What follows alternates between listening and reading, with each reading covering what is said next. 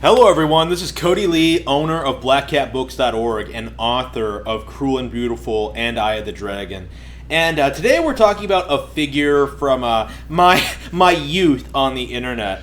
One of the very, very first people that I ever really seriously started talking about on YouTube, on social media in general, in the gaming community in general, is Jim Sterling, a figure that has been on my radar for being a complete and total degenerate since around 2014 or so.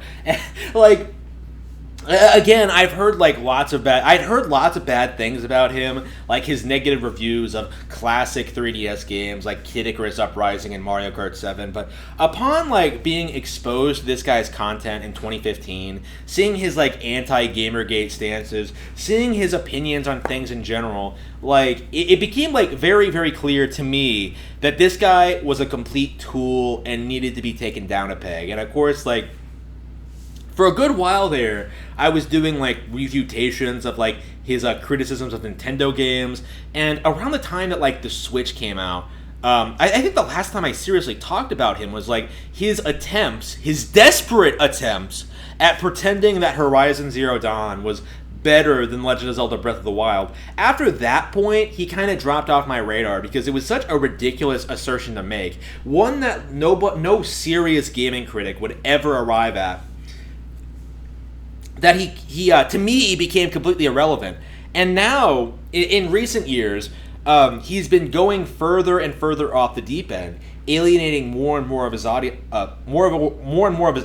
with his ridiculous support of certain creators, people like Laura Kate Dale, his blatant shilling for indie devs, his inability to sort of talk about anything related to Nintendo positively. And most recently, the thing that really got him back on my radar was the recent transition into being a woman. Jim Sterling is a tranny, a non-binary individual who, I think is doing videos in a wig now. I didn't actually watch any of his content, but from what I understand, he recently released a video where he was talking about his career on YouTube and actually attacked his audience for not supporting his transitioning. Because what's clearly happening to Jim Sterling is that more and more of his audience are tuning out, not watching his video because they don't want to watch Jim Sterling in a wig. They want to watch gaming news content. Jim can't go anywhere without making video game content extremely political, disgustingly political, and shoving his own bizarre, degenerate sexuality into everything. And what this resulted in was this video of him saying that his audience was transphobic for unsubscribing and not watching his videos. He has deteriorated that much. He actually believes that people are primarily unsubbing from him because of his transitioning. And I do feel that that's part of it. I do feel it's a major part of why he's losing his audience, because more and more I think a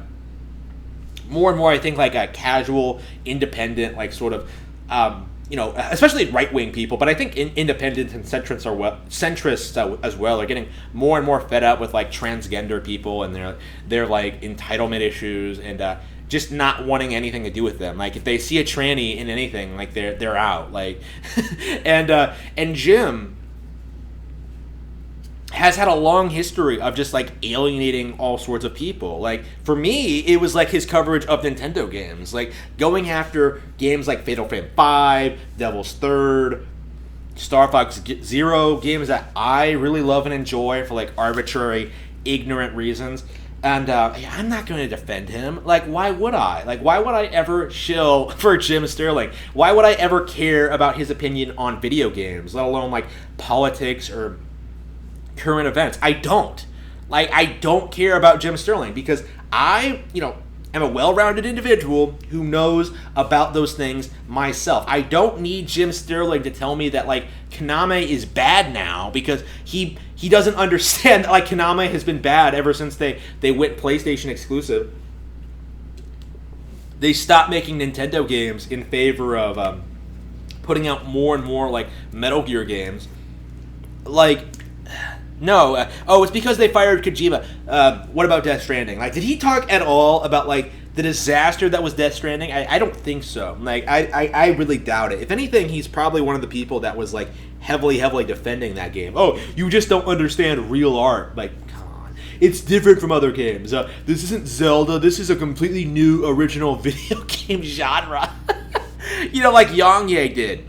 All of these people are parasites. I can't emphasize that enough. Jim Sterling promoted himself on this like idea that he was like part of the counterculture to like typical video game journalism. Like he was against like paid reviews and like corruption in the video game industry. But like, you know, when Gamergate came around, a movement that was like specifically about corruption in video game journalism and showcased a blatant example of it, he immediately sided with the shills. And now I would say he's probably on par with like the absolute worst of these degenerates. I can't think of anyone in the mainstream gaming media that I hate as much as Jim Sterling.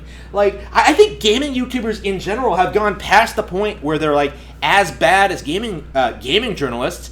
I think with this recent event, Jim Sterling in particular can be considered worse than the typical game journalist. He had every opportunity to like really build up like a stellar, interesting, independent gaming news outlet, like free of corruption, free of like shilling, free of like political bias, and he completely botched it in favor of just selling out and just going completely mad, like with his just degeneracy and just like inability to like I think even enjoy video games. Honestly, I can't imagine he still plays them. But yeah, at this point, like I think Jim Sterling is in like the middle of like his steep decline into irrelevancy, like similar to like Wings of Redemption and how like 8 years ago he was like beginning like his decline into like becoming the lolcow he is today. Jim Sterling is no different. Like he's I believe he's a little bit younger than Wings. I might be wrong on that. I mean, I guess the age doesn't actually matter, but the thing is, like, YouTubing is not a career. Like, it really, really isn't. Like, it's a platform where you have to survive by getting attention, and attention isn't necessarily, like, a positive thing in and of itself. You're not really building any skills. You're not really, like, making lifelong friends or forming relationships. You're just sort of taking advantage of popular trends, basically, which I think is like the big reason why like there are no good gaming YouTubers, or at least like fundamentally none of them that do careers, right? Because the more and more you do this, the more and more that you focus all your time and effort onto like streaming and making money and just trying to get views and clicks, the more and more you like alienate yourself from like what really matters, like having a good, fulfilling life. And I do think that's like a lot of trannies, that's the reason Jim Sterling is going down that path, because he feels his life slipping away from him. Like he's past his prime, he's in his 30s, he's overweight, I'm sure he's already in a bad marriage, his career is declining. Like, what does he have left? Like, nothing. So he might... He's trying to just make excuses for himself and try to say that, like, the reason I'm so unhappy is because I was a woman all along and just not acknowledged. No! That's not it. You're unhappy because you're just not living a fulfilling life. Like, there's more to life than making videos about video games on YouTube.